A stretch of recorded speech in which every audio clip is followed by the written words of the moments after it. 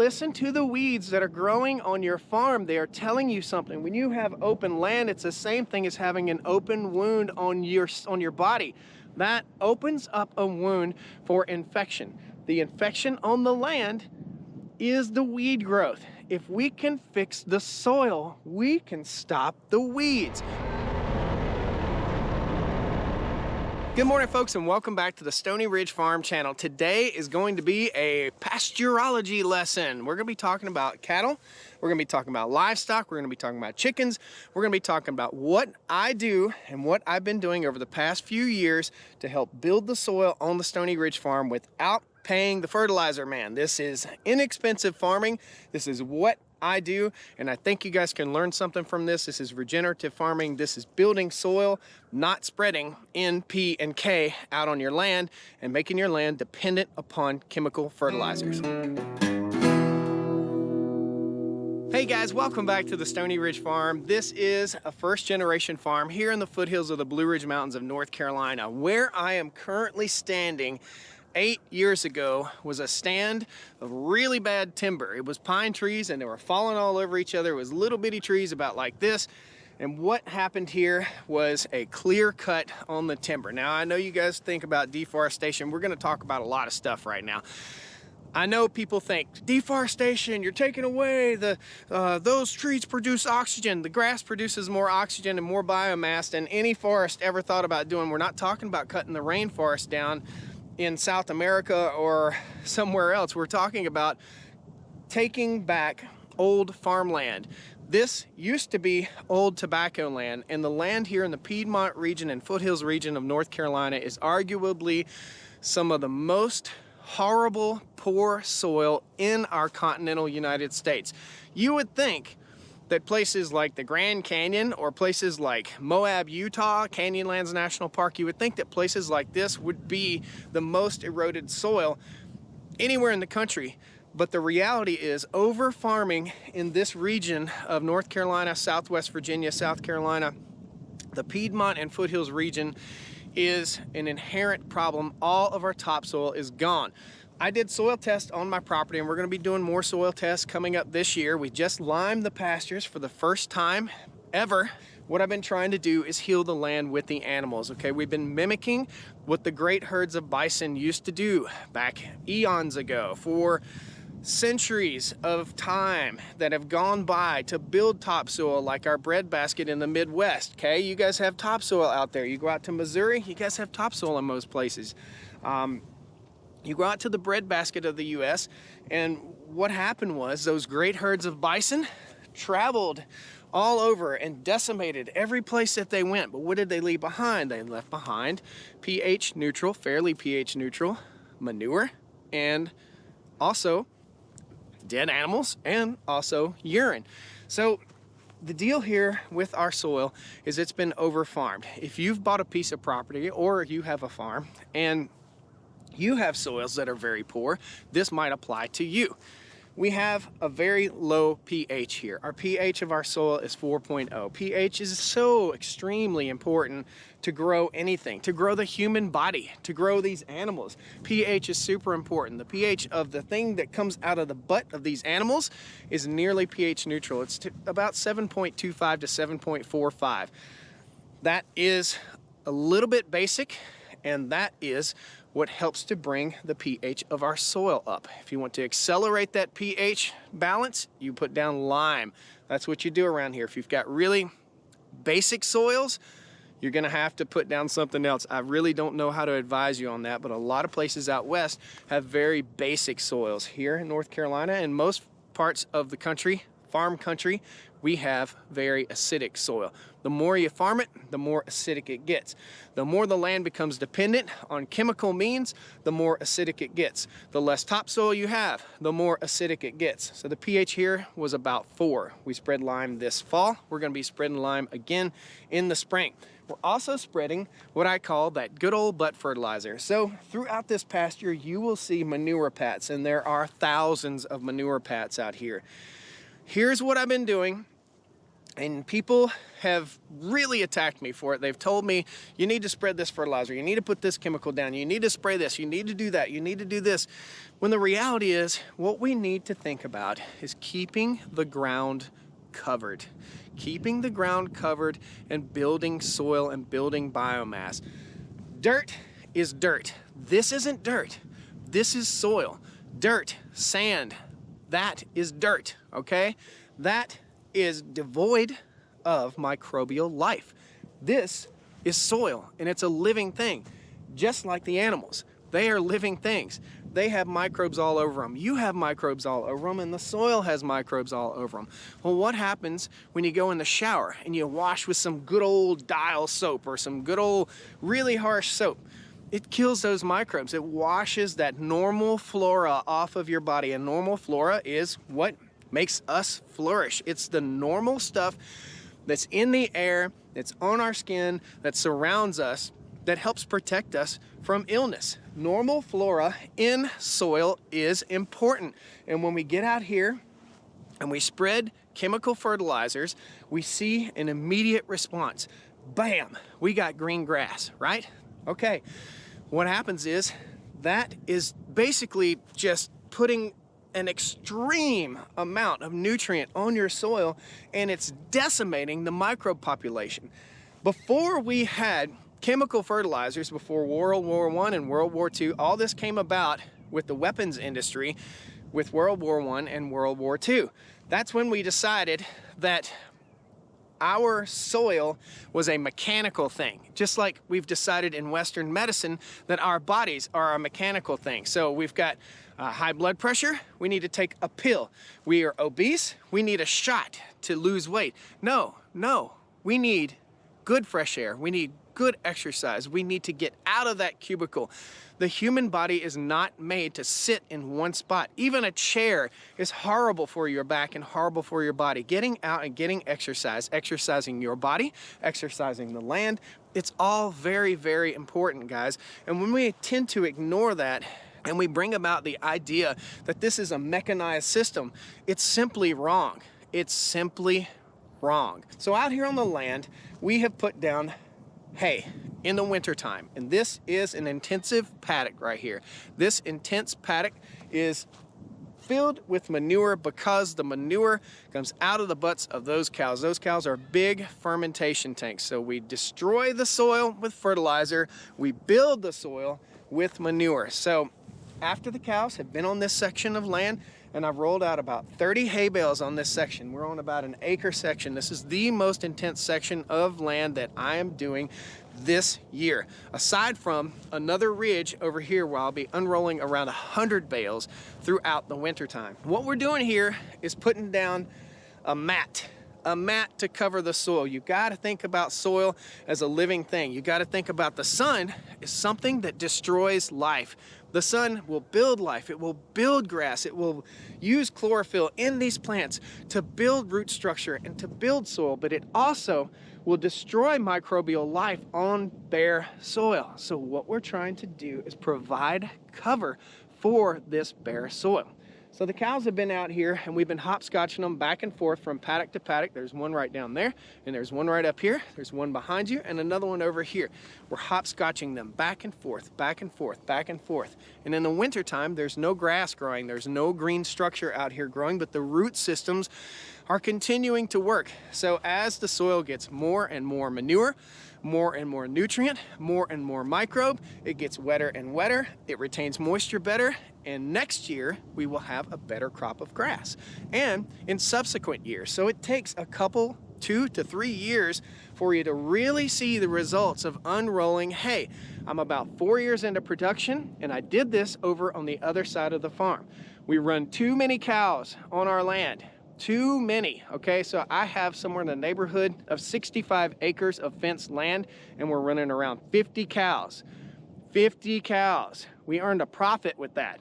In the summertime, I'm moving these cows twice a day to a different, really tight paddock of soil, really tight paddock of grass. I'll move them in, they'll knock the tops out, they'll be in for 12 hours. They don't have time to graze it down much lower than about 5 inches. When we don't graze it down too tight to the soil, the grass recovers quicker. The sunlight feeds that plant because we leave some of the leaf on there. When we leave the leaf and we don't graze it down to the nub, then we get quicker recovery. We have 90 paddocks on this farm, and the cows will move through those 90 paddocks every 12 hours in the summertime, intensively providing manure, just like this right here.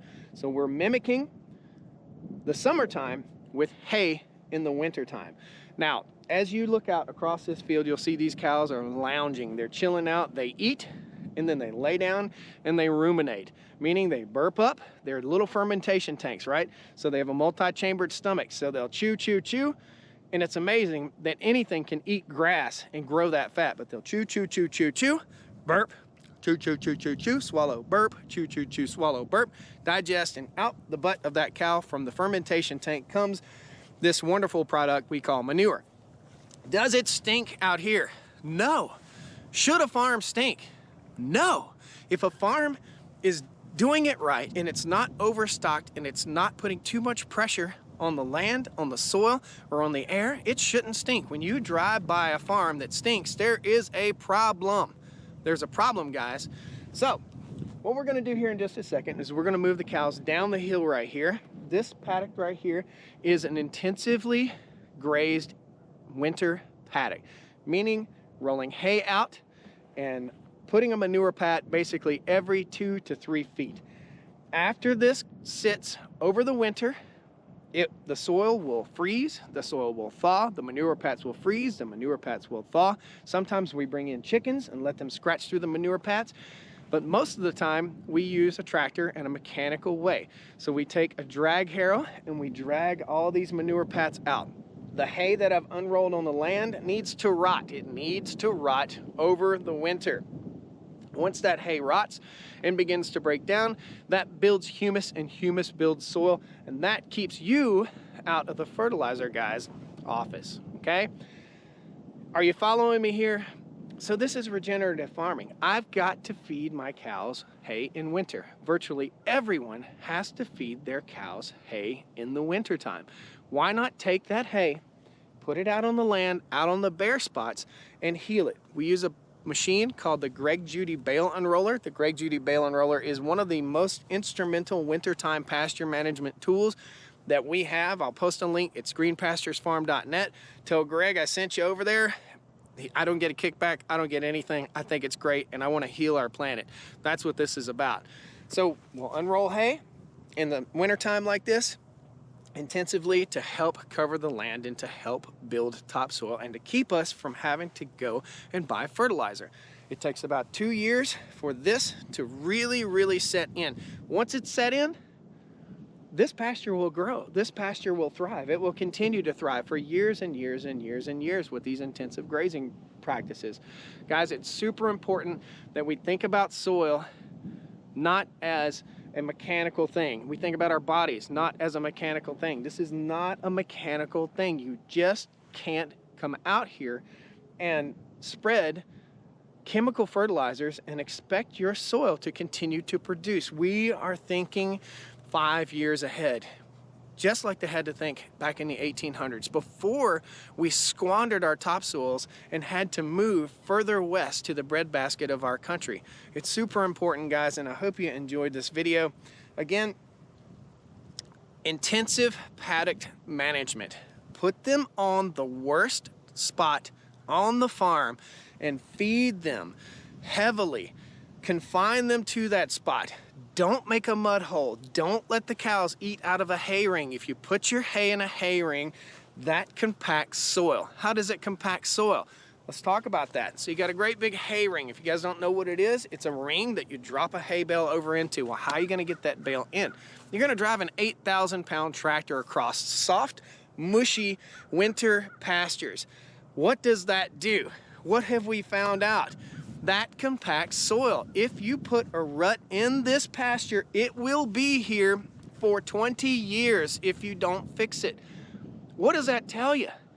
If you drive through here on frozen pasture in the spring, you can see where you drove that heavy machine. We use lightweight machines, we use ATVs, we use utility vehicles. We're trying not to compact the soil. It's very difficult to not compact the soil at a gate. We don't want to be going inside and outside of a gate all the time. The hay that we put on the farm is placed in each individual paddock. In other words, there's a row of hay. There are 27 bales of hay right up the hill here that are for this paddock, that paddock, that paddock, and that paddock. And they're within 300 feet. The cows also need to be within 300 feet of the water system. I will talk to you about that in a second. If we put the hay in the pasture that we're going to use, and we use lightweight machinery and we don't cross in and out of gates, we end up with cleaner machines, cleaner tractors, lower impact on the soil, lower soil compaction, and better soil microbial life. The microbes in the soil are pulling the nitrogen from the air into the soil, using microbes to pull nitrogen from the air. You're breathing nitrogen right now, guys. Nitrogen is very prevalent in the air. The problem is we think we've got to spread it out on the land. When it's already there, we just have to find the right microbial life forms to pull it to the land. Nobody fertilized fields before World War I. Nobody put chemical fertilizers out on fields. They used fish. You ever hear about the Native Americans when they planted corn? They would put a piece of fish in there with the corn. Guys, it's important. We can't think about soil as a mechanical thing. And I know a lot of old-time farmers are going to argue with it. They're going to argue because you want to see green grass. But green grass pops up in the fall, green grass falls down, and your pastures are in worse condition every single year, and you're dependent on the fertilizer, man. In order to fertilize this entire farm, it's going to cost me $25,000. In order to feed these cows all winter long, I buy 200 bales of hay. It costs me $10,000. Inside that hay bale is a seed bank. Every hay bale you roll out is full or partially full of grass seed. There are grass seeds in that soil. We choose to get spring cut hay that has a little bit more grass seed in it. We try to get that fescue grass to grow out on this land. So we don't have to buy fertilizer, we don't have to buy grass seed, and we listen to our weeds. Many times I've had people come to me via the comment section and tell me, I need to spray this on it, I need to spray that on it, I need an herbicide, I need this, I need that spray, this spray, that spray. We're not doing that. We aren't doing that. Listen to the weeds that are growing on your farm. They are telling you something. When you have open land, it's the same thing as having an open wound on your body. That opens up a wound for infection. The infection on the land is the weed growth. If we can fix the soil, we can stop the weeds. We don't need to spray an herbicide out on our land in order to control our weeds. We need to listen to the land, listen to the soil, listen to the microbes, and learn how to solve the problem, not how to put a pill on the problem. Guys, I hope this has helped you. Again, we need to talk about the water system. Guys, your livestock, especially your cows, need to be within 400 feet of a water source. If they are not within 400 feet of a water source, and I want you, next time you're in the car, while you're driving down the highway and you see these farms and you see cow trails all across the farm, that's compacted areas of soil where the cows have just gone back and forth to the feed barn where the hay ring is, where they're making a big mud hole and opening up wounds for the land, waiting in their manure in the mud, or going back and forth to the waterers. When they're going back and forth to the waterers, they're compacting the soil and thus destroying your soil microbial structure. Guys, this is all intertwined. It all works together. We don't have to spread harsh chemicals on our land in order to make grass get green. It's not just about getting grass to grow green. It's about healing the land and making it grow green and greener and greener and greener, and root structure and less soil compaction, and opening up the microbial life forms that help to fix nitrogen and save you money and make a profit on your small farm, or grow a better planet. I think it's super important, guys, that we think about this kind of stuff. I hope you enjoyed the video. One last thing as we talk about hay rings, and I want you to think about this. You're driving a heavy tractor across your farm, or whether you have the hay ring right on the edge of your fence, or if you have a feeding apparatus where you drop a hay bale in and the cows come to it. That high traffic area on your property, on your farm, is infested with manure, parasites. The cows are wading in belly deep mud. It's not good for them, and you're gonna have to over-medicate your animals. You're going to have to medicate your animals. These animals have had no medications, no vaccines, no dewormer in 2 years. When I bought my cows, the fella I bought them from said, you know what the secret to healthy animals is, right? Healthy cows. And I thought to myself, don't let them graze next to their manure all summer long. That could be one thing. He said, worm them. I said, worm them? Yep, got to keep them worm. Got to worm them 4 times a year. These animals were dependent upon dewormer. They were totally dependent upon dewormer. And it took a couple years for me to be able to get them off of that dependency. Our land can be dependent on fertilizer. Our animals can be dependent on medications. But if we do things right, if we think about things in a holistic, microbial manner, if we think about nature, we think about nurturing, we think about growing our farm, we don't feed in a hay ring, we don't compost our soil, we don't make our animals wade through belly deep manure, there's no mud on this farm. There's no mud holes on this farm. When the ground is soft, and the cows are walking, they put pug marks in this soft soil. What does that do? It makes a little pond about that big, and every time it rains, that water stays on the farm. That is the goal. Keep the water on the farm. Make your soil a microbial sponge that grows and continues to thrive, and stop the dependency on the commercial fertilizers that you've been putting out on your property. I'm telling you guys, it works. This summer, stay tuned. We're putting out some microbial inoculants for our soil to help to heal the land also, and we're gonna do some experimenting out here on the farm. I've been experimenting.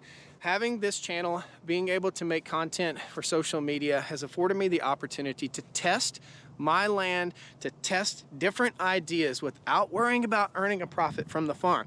I've got 50 cows. Now they're currently 30 cows. This year, this farm, 65 acres, brought in $42,000. $42,000, guys. That makes a difference. That's not our profit, but that's what we brought in from just raising 50 cows on this property. That is really saying something. I hope you guys learned a little something here on the Stoney Ridge Farm today. Please hit that like button. Post all the comments you'd like. Any questions, please post them down there. Thank you so much. I've been under the weather. Sorry, my voice is a little scratchy. We got to get these cows moved down the hill to the next paddock. Thank you. See you next time. Woo! Come up. Come up. Come on down to the Stoney Ridge.